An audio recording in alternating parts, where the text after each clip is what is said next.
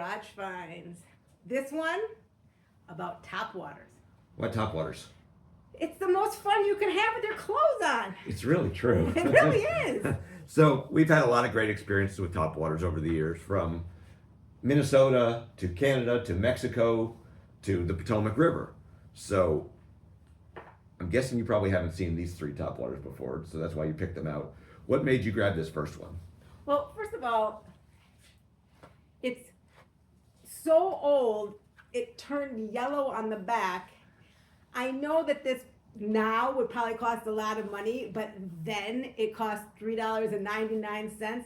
And it's, Mr. Topwater himself, Zell Rowland. What Topwater is Zell most famous for? Uh-oh, tell me. Popar. Oh, the pop-art. So what kind of... But this is not a what does pop-art. it look like to you? It looks like a spook. It is a spook. Well, tell me. So here's the kind of cool deal. Years ago, Pradco came out with what they called their Pro Autograph Series. And they had everyone from Denny Brower to Kevin Van Dam to Larry Nixon to Zell Rowland take existing baits and modify them the way they would want to fish them. Oh. So like if you look at this, the typical spook has 2 treble hooks. This one has 3, so you get more hookups. The original spook had hook hangers that the hooks would get caught on, so they added split rings, so it would turn so the fish couldn't get off. And they put them in Zell's favorite colors. So I bought a bunch of them. Yeah, I'm sure you did. Not surprisingly. So the first time I ever fished a spook, I was out on a local lake, and a friend of mine, I came up on him, and he had a 7-pound bass he wanted me to take a picture of. And I was trying to figure out what he caught it on. He hidden all his rods away, but I could see one little rod with a spook in the bottom of the boat. So I figured it out, and he kind of gave me the sheepish grin. So I tied one of these on. Like 5 minutes later, I caught a 2-pounder, and then I caught one almost 7 pounds, which was the biggest fish I'd ever caught on this bait. So I've gone on now. Obviously, we fished the Mega Bass Giant Dog X. We fished the Sammy, all of those. And the reason I don't fish these spooks anymore is because this one's really expensive on eBay. Other people know how great it is. If I ever track down Zell again, I may ask him to hand do a couple for me. But for now, I'm going to save those for a rainy day if we ever get fired from our jobs and need to liquidate everything. Okay, do you have a second bait you like? I do, because, well, talk about your paycheck. This one says the paycheck. Have you ever heard of paycheck baits? I have never heard about. That's why I picked it, kind of. So paycheck baits were founded by Bub Tosh out in California, who's a known Delta Rat flipper, especially in East Coast tournaments as well. And it's named after something you write with. What do you write with? Well, not anymore, but a pencil. A pencil popper. These baits were really popular for stripers historically, the big pencil poppers.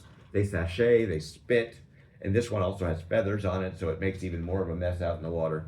But guys all across the country found out that they produce big fish, and especially in the Carolinas where they have blueback herring, you can fish it really, really fast, and the bass blow up on them. So Paycheck went out of business, so these are like $100 or $200 on eBay now. Don't tell. But more importantly, if you want to get one, our friend Hideki, he's come out with one through Teckle. It's called the Slash Kicker. It's pretty much exactly the same as this one. So pencil popper, cool bait. You've thrown like a gunfish down at El Salto and caught some fish. It's not our first choice there, but it's something that produces a lot of fish. Okay, bait number 3. Bait number 3. So cute.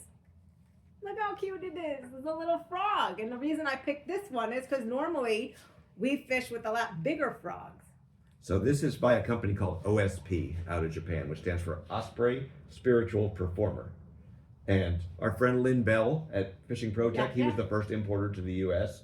Our friend Sago from Bassmaster, Of course. he used to be the distributor in the U.S.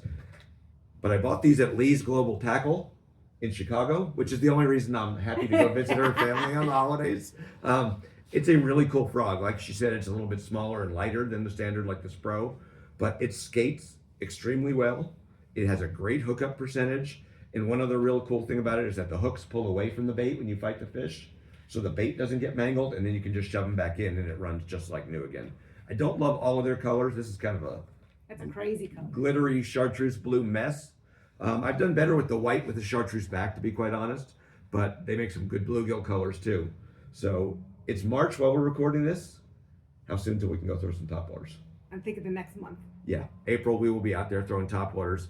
In the meantime, she's going to be scrounging through my garage looking for more baits, and we'll probably have to try some new stuff. We'll report back to you soon. Stay out of my garage. His garage.